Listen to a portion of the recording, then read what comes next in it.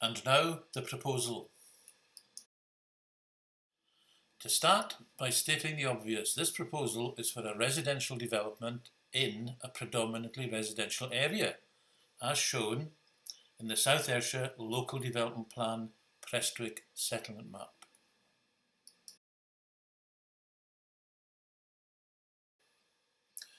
The principle of residential development is therefore accepted, a point that incredibly seems not to have been understood by planning officers. The devil therefore lies in the detail, not the principle. So what about the detail? Any proposals for residential development need to address two important questions relating to planning policy and guidance, namely, 1. Do they sit comfortably within the site? For this then, there are a number of straightforward tests related to the requirements of residential amenity for both the proposed dwelling and immediate neighbours. The tests for this are clearly defined, and they are the potential for overlooking, the potential for cutting out daylight. Will the proposed house have enough private garden ground?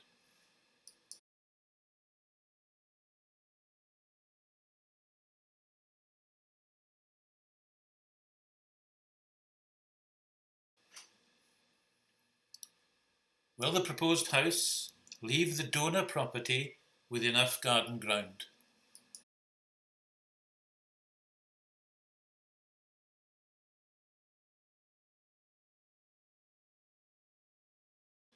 Will the proposals deliver sufficient car parking space, and will they leave the donor property with sufficient space?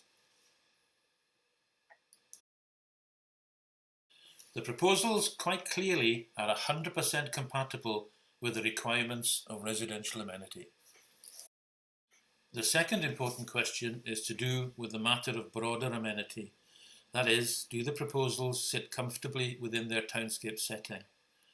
Now, defining parameters for setting compared with amenity has always been more problematic, but the local development plan does provide guidance. We define the setting as having two main components, namely the development on the east side of Adamton Road South, and in particular the terrace between 103 and 109 as shown. Ninians Park to the north.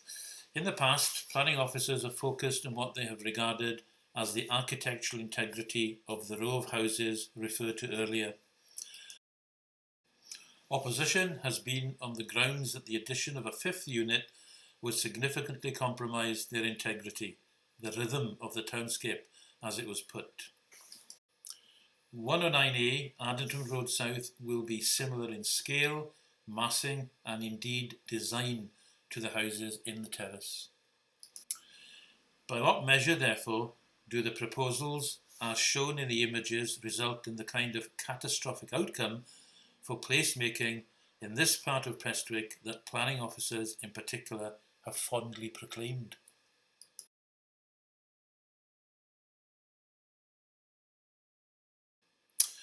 Compare the proposals with what has been approved elsewhere. The same townscape standards that are being applied in relation to 109A proposals don't appear to have been used here.